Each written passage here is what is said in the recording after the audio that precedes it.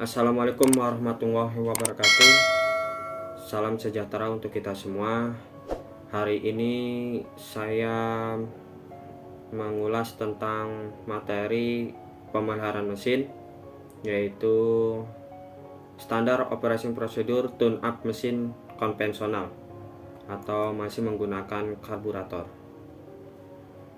Ini ada engine lama ya, tentunya engine 5K Kijang buatan Toyota.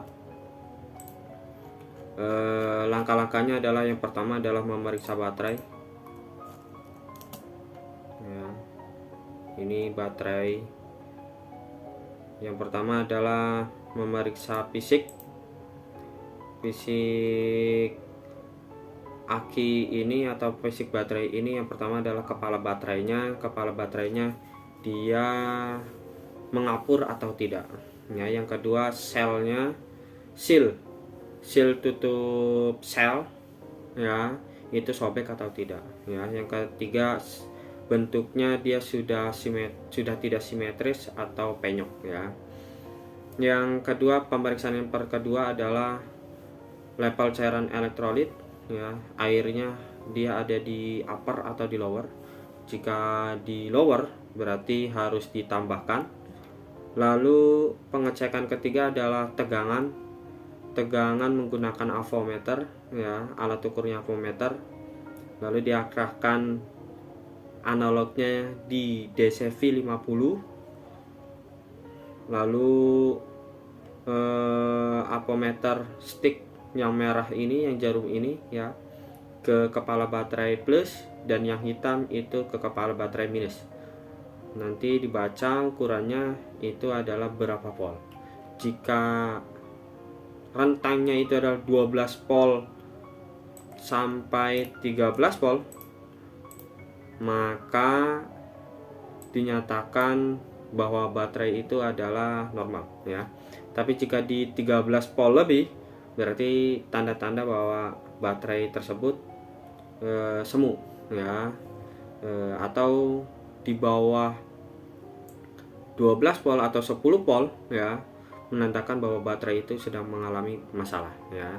Yaitu ketika mesin mengalami tidak hidup ya, atau mesinnya masih mati. Kalau sudah hidup, engine-nya sudah berjalan normal ya atau idle, tegangannya akan naik menjadi 13 volt sampai 14 volt ya, karena dia harus charger ya. Terus pengecekan selanjutnya adalah berat jenis menggunakan alat ukurnya hidrometer ya. Ini namanya hidrometer. Ujungnya masukkan ke lubang sel ya, lalu dihisap, maka terjadi ukuran ya. Minimalnya adalah 1250 mm merkuri. Jika di bawah 1250 berarti cairannya sudah harus diganti ya. Jika memang batasnya masih 1250 atau 1200, masih bisa dilanjutkan untuk dicas ya, dicharge. Nah, terus yang kedua adalah memeriksa sistem pendinginan ya. Kita harus cek dulu tabung reservoirnya, coolant-nya ada atau tidaknya ini di sini ya. Kalau full berarti tandanya penuh ya, atau sudah di lower berarti harus ditambahkan. Lalu kualitas air coolant-nya bagaimana, keruh atau tidak ya. Lalu mengecek kebocoran menggunakan ini namanya selang, menggunakan radiator tester ya. Diarahkan ke radiator. Di sini tutup radiatornya dilepas, terus diganti dengan alat radiator tester, lalu dipompa sampai tekanan 8 kg per cm². Lalu diamati semua komponen yang berhubungan sistem pendinginan, mulai dari radiator dan selang-selang, apakah terjadi kebocoran atau tidak ya.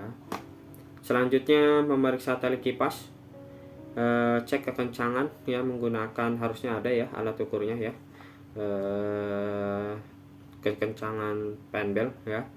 Lalu melihat panbelnya tersebut adalah retak atau tidak ya, atau memang sudah haus. Nah, kalau memang sudah haus dan sudah waktunya berarti harus diganti. Lanjut memeriksa oli mesin. Nah, ini memeriksa oli mesin ya. Yang pertama adalah kuantitasnya dulu. Nah, kuantitas ini adalah ada stick oli ya, stick indikator oli ya. Kita tarik lalu ukur. Kalau memang katakan tandanya ada di bawah, berarti adalah di titik bawah, atau di E berarti habis ya. Kalau di titik atas atau F berarti dia full ya. Bisa juga menggunakan warna ya. Kualitas bisa dengan cara mengecek dengan warna ya. Kalau warnanya hitam tandanya sudah tidak layak dipakai ya, sudah waktunya diganti. Kalau masih coklat berarti tandanya masih bisa dipakai ya. Kalau kuning, merah, biru, hijau tandanya masih baru. Kalau putih ini yang lebih masalah adalah oli tercampur dengan air. Lanjut memeriksa sistem pengapian. Kita cek kabel busi ya. Kabel busi itu ada di distributor di sini ya, tentunya nih. Yang ini, yang bagian sini ya, kabel busi. Di kabel busi kita cek pakai avometer ya, di meteran home ya. Ini dia mempunyai maksimal kabel busi adalah 20 kilo ohm ya. Tetapi beda juga dengan kalau kabel yang menggunakan tembaga, itu dia tidak terukur. Lalu celah busi. Celah busi ini dia punya celah ya, 0,8 mm standarnya ya. Terus lalu elektrodanya bagaimana? Dia elektrodanya sudah tidak simetris ya, atau kotor, atau bagaimana, keraknya terlalu banyak atau seperti apa ya. Ini harus dicek yang lebih teliti karena ini mengangkut dengan sistem pembakaran. Lanjut menyetel katup ya. Menyetel katup itu dari top 1 tentunya ya. Putar pulinya mesin ke arah top 1 atau rotor distributor arah piston nomor 1 atau arah ke depan ya, ke kipas ya. Lalu kita setting dengan kunci ring 12 ya, obeng plus atau minus itu tergantung baut setelan klepnya ya, atau katup ya, atau bahasa Inggrisnya valve ya. Katup X ya itu 0,30 mm dan valve in adalah 0,20 mm. Urutan setelahnya adalah 1, 2, 3, loncat nomor 1, nomor 5 ya. Ini pulinya ya. Setelah itu masuk ke top 4. Kalau top 4 ya sebaliknya, putar puli juga mesin ke arah top 4.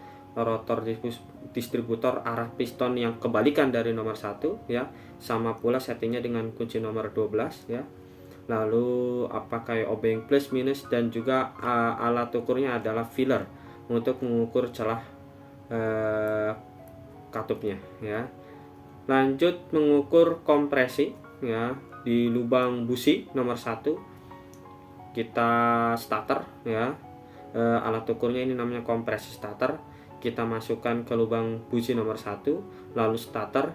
Dia punya tekanan standarnya adalah, untuk kijang ini adalah 5K ini adalah 9 kg cm2 atau sekitar 120 psi ya, 1 square. Terus lanjut ke menyetel karburator ya. Nah, setel karburator pakai obeng minus ya di idle-nya ya. Terus alat ukurnya menggunakan tachometer. Nah, tachometer ini kabel merah ke minus koil dan kabel hitam ke bodi kendaraan. Ketika mesin dingin 1200 rpm tentunya, atau ukurannya di 6, ini di atas, paling atas ini ya. Jarum penunjuknya di paling atas ya. Selektornya di touch ya, atau tachometer ini ya. Terus ketika mesin panas itu 1000 rpm. Menjadikan sebuah mesin itu engine berjalan dengan normal. Nah, ini adalah langkah-langkah tune up engine 5K ya. Selebihnya mohon maaf kurang lebihnya. Wassalamualaikum warahmatullahi wabarakatuh.